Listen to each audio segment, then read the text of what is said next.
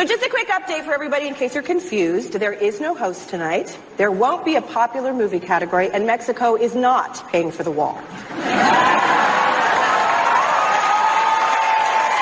This beautiful, intimate film, one that gives a voice to the voiceless, reminds us of the understanding and compassion that we all owe to the invisible people in our lives, immigrants and women who move humanity forward.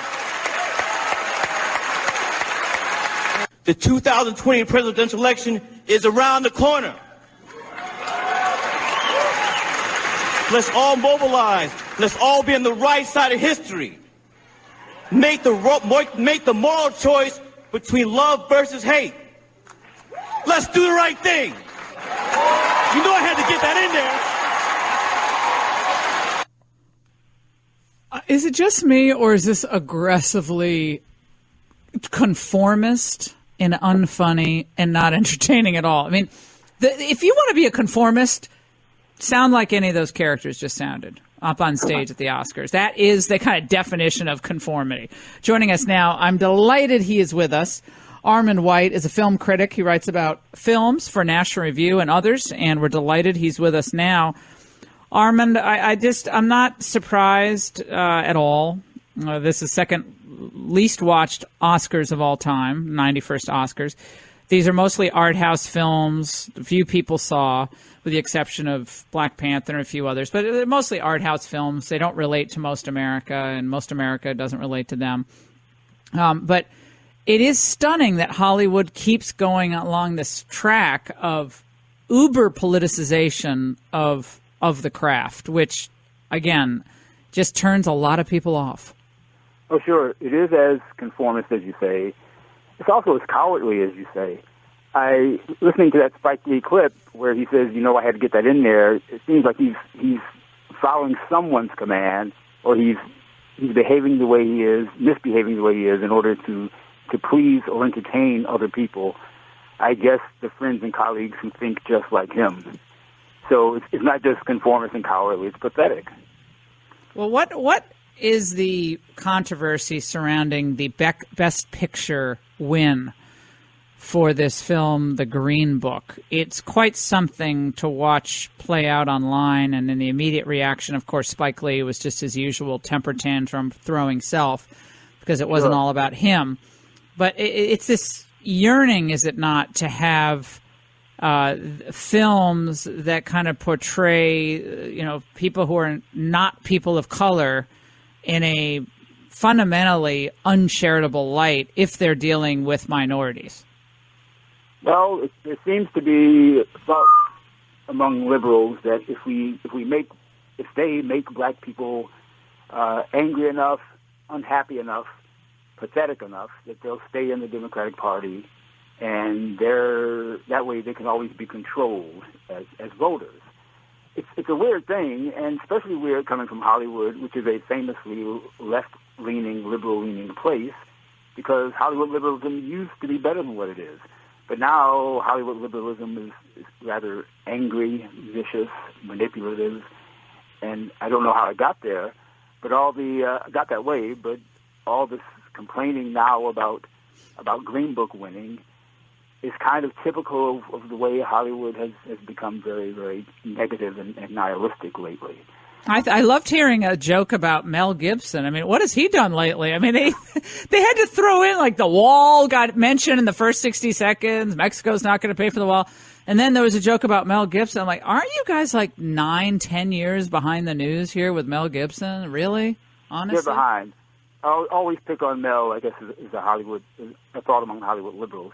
I really wanted to point out to you, though, there's a very kind of negative thinking going on in liberal film culture that says that attempts to manipulate the race issue, and it's never ever helpful. And in fact, among most film culture people, film critics, there's a negative attitude towards all movies about race that are not themselves nihilistic. For instance, if you listen to film commentators nowadays, they not only hate movies like Green Book, They hate movies like Guess Who's Coming to Dinner. They hate movies like The Color Purple. They hate movies like Driving Miss Daisy. They hate movies like the 2004 Oscar winner Crash. And they hate them because they're hopeful. Because they hate movies like The Color Purple because they're hopeful and because they edify Black Americans, and they're helpful in terms of making race an issue for human concern. And that's not what Hollywood wants to make nowadays, because they have this agenda to stir up anger about race. Yeah, well, I feel like we're all living in a never-ending movie that is like Django Unchained. Like, yeah. I feel like we're all living in Django Unchained, meaning it just never ends. It's negative. It's horrible. The white people are, of course, are all awful. They hate everybody, and they use them, hate them, terrible. And it's this. It's an addiction to oppression. And to quote that philosopher Kanye West, where's the freedom in that? Where's the freedom in that? Hollywood and film culture seems intent on pushing a victim narrative.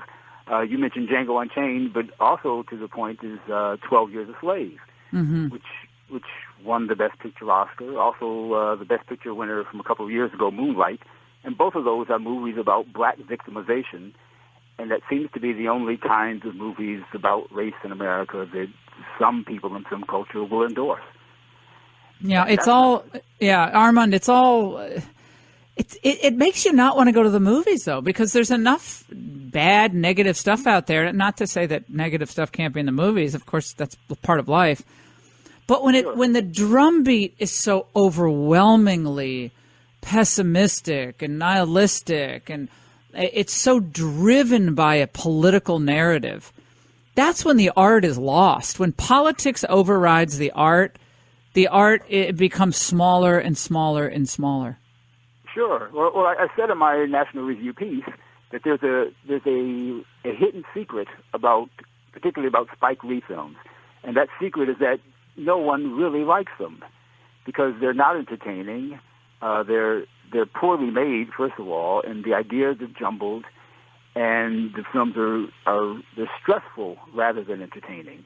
And if you look at the box office for movies like Black Klansman, even for movies like Bill Street Could Talk, no one's going to these movies because that's not what people really want from cinema.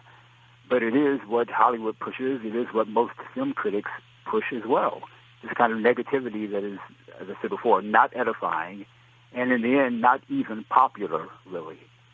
Yeah, I mean, there were a few funny lines, and She's Gotta Have It, but that's back to 1986. I mean, that was a long time ago. That was 86. I was watching old clips from it the other night, Armond, because I was doing a monologue for Fox.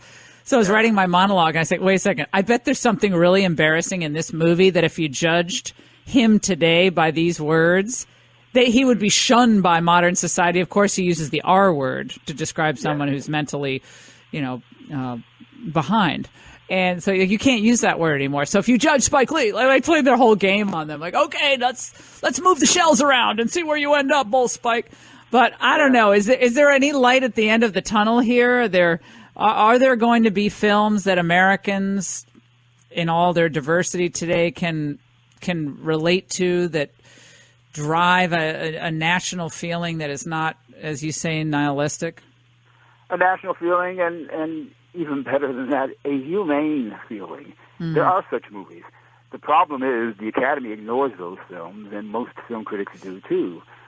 There was a movie that was released last year called Uncle Drew, which is a movie about black basketball players, old retired basketball players who decide to put on their tennis shoes again, or rather their basketball shoes again, their sneakers again, and teach the youngin how to play with fairness and with enthusiasm. And it's a beautiful film and very funny, but also very, very touching. And directed by a filmmaker named Charles Stone III, who might be best known for a movie called Drumline from 70 Oh, yeah. back. I remember Drumline. It's a wonderful film. There are people who make good films, but the constabulary, the critical constabulary, and the Academy ignore those movies. So every film goer, anyone who's interested in movies, you're kind of on your own. You have to look out for the good ones yourself, or read me. Yeah, or they're superhero movies, or it's like comic book movies, or they're remaking old TV shows poorly. Yeah, that's not entertaining to anyone over the age of 12. You know what I miss? I miss movies like Moonstruck. John Patrick Shanley, who I miss those movies. Kramer versus Kramer, like movies. I mean, movies that are just so well acted. Tootsie, I don't care how far I'm going back; they're hilarious. I like movies that are honest about what it means to be human, and movies that show us how we are really connected as people, as human beings, and movies that are not so much about diversity, that dreaded word, but movies about what human beings have in common, and I'm not talking about that phony phrase that you hear on awards night about movies that bring us together. I mean movies that show us how we are like the other person, and you have to hunt for those. There are not many of them being made, but there are a few. You just have to hunt for them.